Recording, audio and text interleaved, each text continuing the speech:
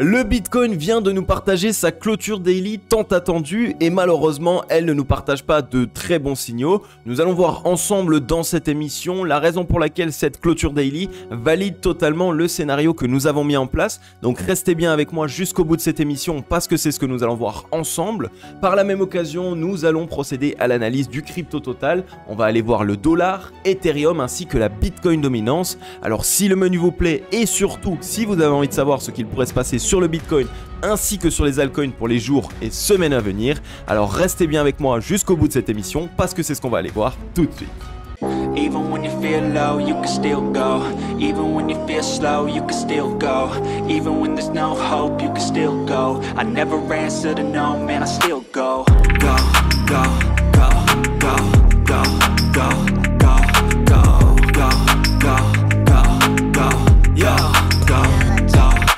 Hello à toute la team Logique, ravi de vous retrouver dans cette nouvelle analyse du marché crypto-monnaie. On est aujourd'hui le vendredi 12 août 2022 et il est 8h42 à l'heure à laquelle je tourne cette émission. Alors comme vous l'avez vu en introduction de vidéo, le Bitcoin nous a enfin partagé sa clôture daily et elle n'est pas franchement extrêmement bonne. Par contre, elle valide tout à fait le scénario que nous avons mis en place dans la vidéo précédente. Donc pour les personnes qui n'ont pas encore vu l'émission précédente, je vous l'affiche juste ici. N'hésitez pas à aller la voir, ça va vous permettre de totalement vous repérer dans cette vidéo aujourd'hui et en plus de ça, ça va vous permettre de bien comprendre pourquoi est-ce que le Bitcoin pourrait potentiellement réaliser ce scénario-là. On est sur le Scalpex Index, un Crypto Fear and Greed dans le neutre 42. Une fois de plus, vous le savez, plus on commence à se rapprocher du neutre 50, au plus cela montre qu'il commence quand même petit à petit à y avoir une certaine euphorie. Le fait d'être dans le neutre 50, ça nous montre que 50% du marché pense qu'on peut partir plus haut et que 50% du marché pense qu'on va partir plus bas. Et donc ça montre qu'il commence à y avoir petit à petit un petit sentiment d'euphorie qui se met en place. Et comme vous le savez maintenant sur le marché crypto-monnaie, lorsque l'euphorie commence à se mettre en place, généralement on aime bien aller dans le sens inverse afin de taper sur les doigts des investisseurs qui ont été trop euphoriques et surtout pour éviter qu'il y ait trop de personnes qui s'installent avec du levier.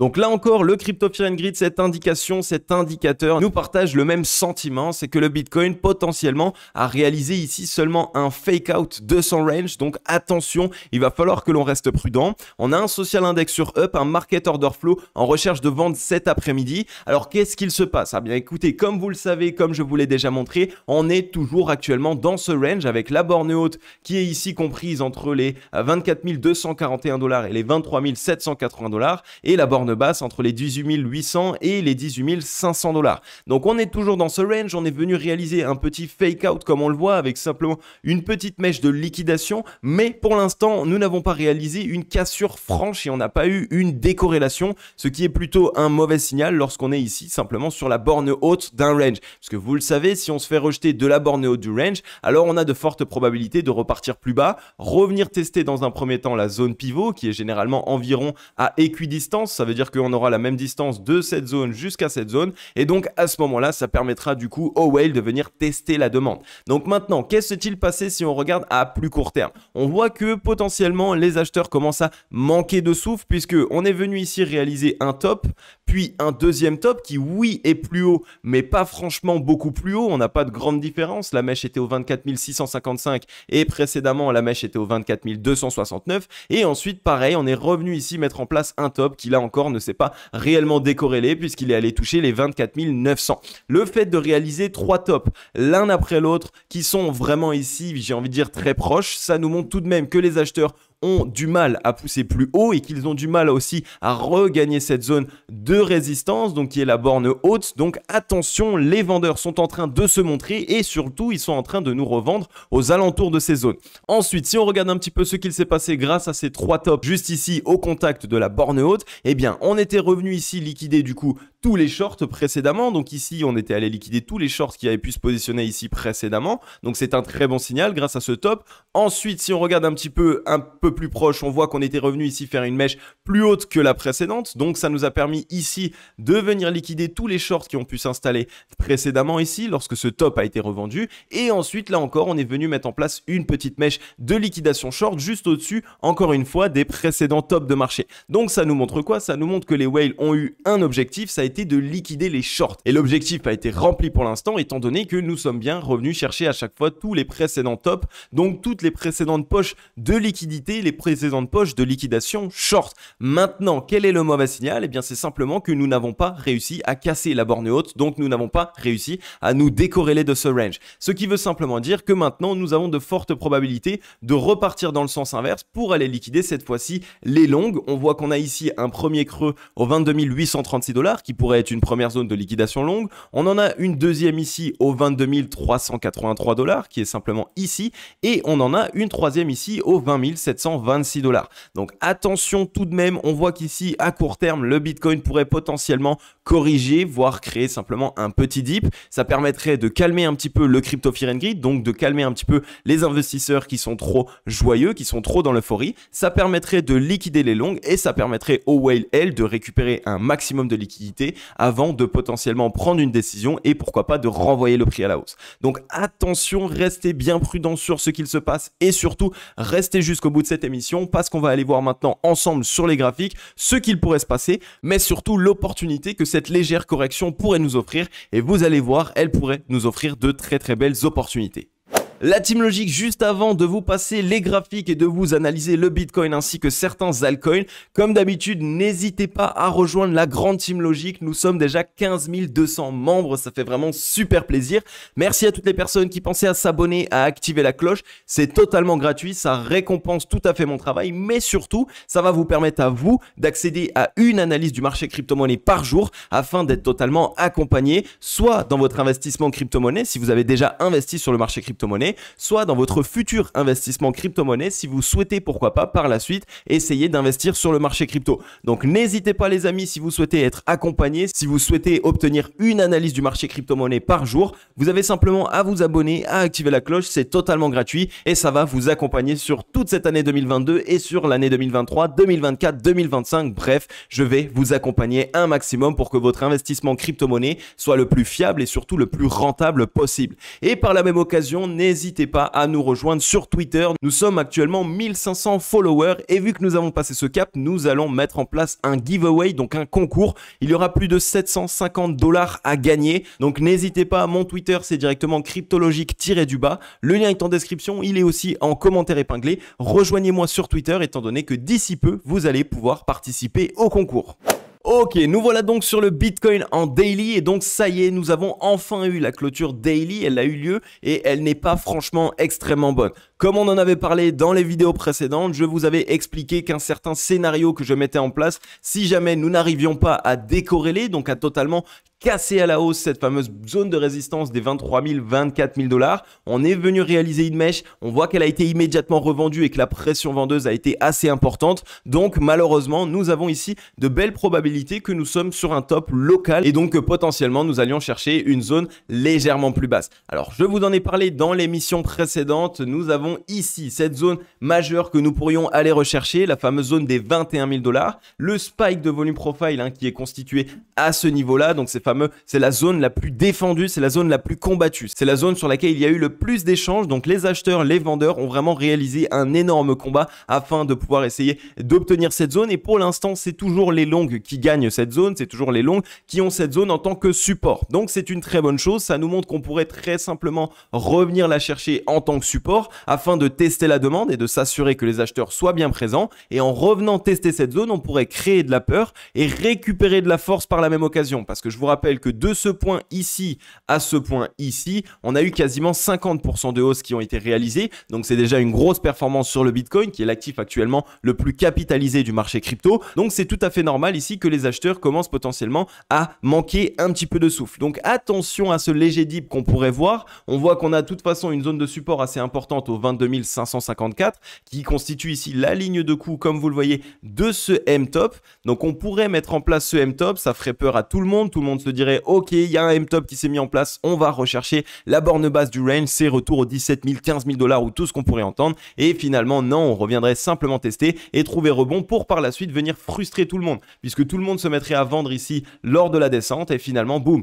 on partirait totalement de l'autre côté et on viendrait frustrer un maximum d'investisseurs. Donc il va falloir qu'on surveille ce qu'il se passe, les acheteurs sont en train de manquer légèrement de souffle, on voit que précédemment tous les tops ont été marqués par ce type de bougie là, c'est-à-dire une très grande mèche qui a été réalisée MACD, donc les acheteurs qui se sont bien présentés dans la journée et finalement la pression vendeuse a été immédiatement présente et donc a absorbé toute la liquidité acheteuse. Donc il va falloir qu'on reste prudent, on n'a pas encore ici de signaux de réel départ. Si on regarde en termes de ruban de Mind Mobile, la mèche est venue non loin de l'EMA 89, le ruban n'est pas très épais en termes de niveau de support actuellement, donc si jamais les vendeurs voulaient essayer de nous faire céder le ruban, ils pourraient le faire, donc il va vraiment falloir que l'on reste prudent un maximum. Si on regarde maintenant au niveau du MACD, on voit très simplement que nous avons toujours ces deux divergences baissières qui se sont mises en place et même la troisième divergence. On est venu assister à un rebond ici sur la zone de neutralité, mais malheureusement on n'arrive pas à s'en décorréler, donc ça nous montre que nous sommes simplement revenus tester la demande et que pour l'instant la demande n'est pas réellement acheteuse.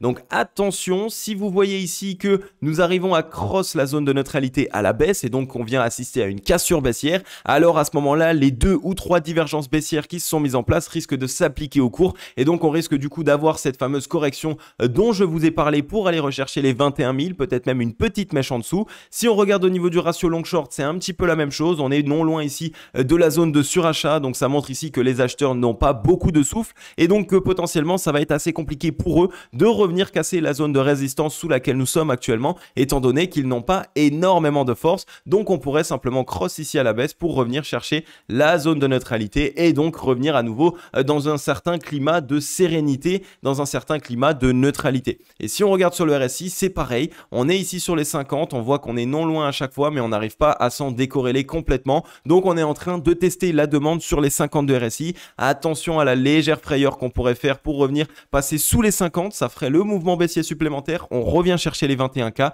et par la suite on se décorrèle pour cette fois-ci aller rechercher les 70 de RSI. Donc c'est généralement comme ça que ça se passe sur le RSI, on est ici en train de buter sur les 50, on n'arrive pas à les tenir, donc ça montre que en passant de ici des 20,54 de RSI jusqu'à les 61,89, bien évidemment les acheteurs se sont essoufflés en termes de momentum, donc on va avoir la nécessité de corriger légèrement, de récupérer du souffle et donc par la suite potentiellement de relancer le prix. Donc on surveille tout ça, attention, attention, ce n'est pas encore le moment de FOMO, nous n'avons pas cassé à la hausse le range, on a fait une fausse sortie comme nous l'avions réalisé déjà précédemment, donc on surveille bien tout ça. Maintenant, est-ce que c'est une mauvaise news? Est-ce qu'on va repartir dans les 17 000, 18 000 $? Pour l'instant, non. Ce ne sont pas les indications que nous avons, nous n'avons pas ici les indications que nous allons repartir bien plus bas et qu'on va revenir chercher les bas-fonds comme nous l'avons fait précédemment, mais on pourrait revenir chercher cette fameuse zone des 21 000 $ afin de récupérer de la force et en même temps d'essayer de créer de la peur, évidemment. Ensuite, on est ici sur le crypto total. Le crypto total, je vous le passe tous les jours ces derniers temps. Et aujourd'hui, c'est très simple. Qu'est-ce qu'il se passe? Eh bien, nous sommes directement ici revendus là aussi par les vendeurs. Donc les vendeurs se représentent à nouveau tout simplement parce que nous sommes de retour ici dans cette zone de rechargement vendeuse. Je vous en ai parlé depuis un certain temps. Les 0,786, 0,618 de Fibonacci, c'est la zone dans laquelle les vendeurs récupèrent de la force et vont tout donner pour essayer de nous rejeter. Donc attention maintenant, dans cette zone, on voit qu'il y a une pression vendeuse qui commence à s'appliquer et on voit aussi que les acheteurs sont en train de manquer de souffle. On le voit avec toutes ces mèches ici qui sont présentes. Cela montre que les vendeurs sont vraiment ici en train de se présenter de plus en plus. Si on regarde sur le RSI, pareil, on commence à avoir un petit peu de mal à se décorréler des 50, donc on pourrait déjà dans un premier temps revenir tester les 50, ce qui nous amènerait ici à revenir tester les 1000 milliards de capitalisation. Je vous en ai parlé là aussi dans la vidéo précédente. Les 1000 milliards de capitalisation, c'est vraiment la zone psychologique ultime. On a réussi à la casser à la hausse, donc on a réussi à la regagner. Maintenant, il va falloir essayer de la retester en tant que support. Et si on regarde sur le MACD, pareil, on a des divergences baissières qui se mettent en place. Donc cela nous montre ici que tous les tops que nous sommes en train de réaliser sont en train de faire perdre en momentum les acheteurs. Les acheteurs manquent de souffle, les vendeurs sont de nouveau ici dans leur zone de rechargement, donc ils vont potentiellement se montrer. Donc attention à ce léger dip qui pourrait se mettre en place, revenir tester les 1000 milliards. On voit qu'on a un creux de volume profile ici dans lequel le prix pourrait facilement s'imbriquer et qui nous ramènerait ici facilement aux 948, 950 000 milliards. Donc bref, on pourrait revenir tester les 0,382 ici qui sont directement et qui représentent directement les 1000 milliards. Donc on surveille tout ça sur le crypto total. Là encore, si le crypto total se met à corriger, ça montre qu'un maximum d'altcoins vont avoir une petite punition sur la semaine prochaine. Donc si vous êtes beaucoup exposé aux altcoins, attention, essayez peut-être de vous mettre en sécurité pour par la suite trouver un nouveau point d'entrée, une nouvelle opportunité, parce que ici, tout simplement, si on regarde, ça nous offrirait une correction de l'ordre de 12%, donc 12% sur le marché crypto dans sa globalité. Donc à vous de surveiller tout ça. Une fois de plus, il n'y a aucun conseil en investissement. Par contre, à vous d'essayer d'avoir un plan d'action d'investissement et de faire en sorte de ne pas réaliser d'erreurs bêtes. Mais voilà ce qu'il se passe sur le crypto total. On voit que les acheteurs perdent du souffle. On est revenu tester le MA89. Vous le savez là aussi, la première fois que nous revenons tester le MA89, généralement on s'en fait rejeter. Bien évidemment parce que les vendeurs se remontrent et remontrent à nouveau de la force. On revient tester la demande sur la zone la plus défendue, la fameuse zone des 1000 milliards. Et ensuite seulement, si la demande est acheteuse et donc qu'on trouve rebond, à ce moment-là, on peut se décorréler et essayer d'aller chercher des futures zones plus hautes. Donc on surveille tout ça, on reste prudent et on va aller voir maintenant le dollar. Nous voilà ici sur le dollar en daily. Le dollar en daily est toujours ici dans une disposition qui est plutôt baissière. Même si nous n'avons pas encore de dynamique baissière, la disposition est plutôt baissière. Alors pour y voir un petit peu moins flou, des fois en chandelier japonais, on ne voit pas concrètement ce qu'il se passe. Donc on va se mettre en droite. Et pour l'instant, en droite, on a quand même ici, on le voit, des tops qui sont de plus en plus bas. C'est très très bien marqué. Donc ça montre tout à fait que les acheteurs sont en train de manquer de souffle. On a des bottoms aussi de plus en plus bas. Donc là pareil, ça nous montre que les acheteurs sont en train de totalement se faire rejeter.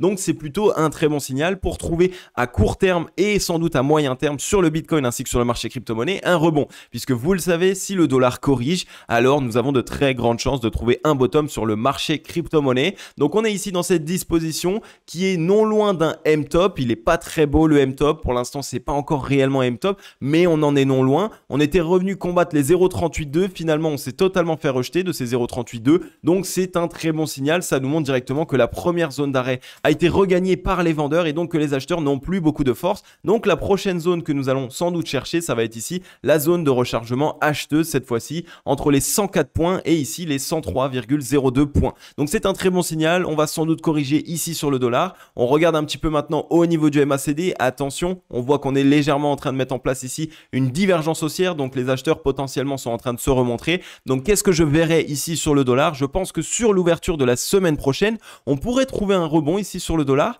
Comme ça, tout le monde se dirait le dollar repart. On verrait un marché crypto-monnaie corrigé. On verrait aussi un marché des actions peut-être corrigé ou alors légèrement partir à la hausse. Ici, tout le monde se dirait ok, le dollar repart et finalement, on met en place cette fois-ci le M-top et à ce moment-là, on vient corriger pour revenir chercher les 101 points. Donc, on surveille tout ça. Le dollar est en train de manquer de souffle. On le voit.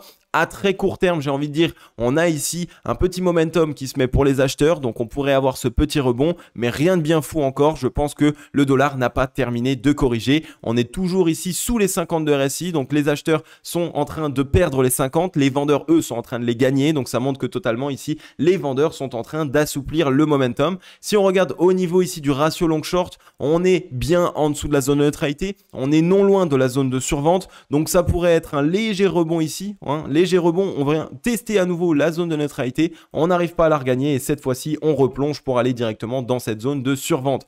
Donc on surveille tout ça, là encore une fois de plus, pour assurer un bottom sur le marché crypto-monnaie, il nous faut un top sur le dollar et il pourrait bien évidemment se mettre en place sur la semaine prochaine. Donc on surveille tout ça, on reste prudent parce que ça risque de nous offrir un maximum d'opportunités. Ensuite, très rapidement sur Ether, on voit qu'on a eu un petit range, une petite consolidation sous cette précédente zone de résistance que je vous avais marqué au 1740 $. On est venu assister à la cassure, c'est un bon signal. On est venu mettre en place ici une mèche de liquidation short, étant donné qu'on avait ici des tops qui auraient pu se mettre en place. Donc on est allé liquider un petit peu de short sur Ether. Maintenant attention, une fois de plus, on est en train de manquer de souffle. On voit qu'en plus de ça, on est dans la zone de surachat. Donc les acheteurs sont totalement surachetés. Si on regarde la performance qu'on a réalisée depuis la mèche, c'est ici une performance de 119%. Donc ce que je vous rappelle à chaque fois les amis, c'est que lorsque les whales ont acheté ici un actif qui vient de faire 119%, si on a mis par exemple seulement 100 millions de dollars, eh bien ils viennent de gagner 119 millions de dollars. Donc c'est un très bon signal pour eux. Et évidemment une première prise de profit qui va être réalisée. Donc évidemment ce n'est pas le moment de FOMO sur Ether. Par contre, qu'est-ce qu'on doit faire? Quel est le premier automatisme si on cherche un point d'entrée sur Ethereum? C'est directement de mettre en place ici l'extension de Fibonacci du mouvement précédent. On aurait les 0,382 ici aux 1533 $, donc les 1500 $, zone psychologique. Et si jamais cette zone ne tient pas, on a la zone de rechargement acheteuse entre les 1292 et les 1113 $. Donc on n'achète pas ici du Ethereum, on l'achète soit ici si jamais on voit qu'on trouve rebond et qu'on repart à la hausse, soit directement dans la zone de rechargement acheteuse pour par la suite bénéficier, pourquoi pas, d'un retour des liquidités acheteuses et pour montrer ici que le momentum est de nouveau acheteur. Donc on reste prudent sur Ether là encore, on a un petit creux de volume profile ici qui pourrait s'imbriquer assez facilement et qui pourrait nous ramener dans les 1253, donc on voit ici directement la zone de rechargement acheteuse, donc attention sur Ethereum qui a bien performé ces derniers temps. Petite divergence baissière, deuxième divergence baissière, on a retesté la zone de neutralité, on a trouvé rebond, mais pour l'instant on ne s'en décorrèle pas, donc tant qu'on ne passe pas au-dessus du précédent top, alors on a de grandes chances ici malheureusement de casser à la baisse et donc potentiellement de venir appliquer les divergences baissières sur le cours. Donc attention sur Ethereum, il a vraiment bien performé ces derniers temps. Maintenant on va essayer de rester prudent, on va essayer vraiment de se focaliser sur un nouveau point d'entrée, et si on regarde au niveau du ruban, on est repassé au-dessus de l'EMA 89, mais ça nous a demandé beaucoup de force. Le ruban est tout petit en dessous de nous, il est à plat, donc on pourrait le casser facilement à la baisse, j'ai envie de dire. Donc attention sur Ether, on surveille tout ça. Si le Bitcoin vient à corriger sur la semaine prochaine, comme nous l'avons dit et comme nous l'avons mis en place dans notre scénario, alors on risque d'avoir une petite pénurie sur les altcoins et donc une correction plutôt importante qui pourrait piquer nos portefeuilles.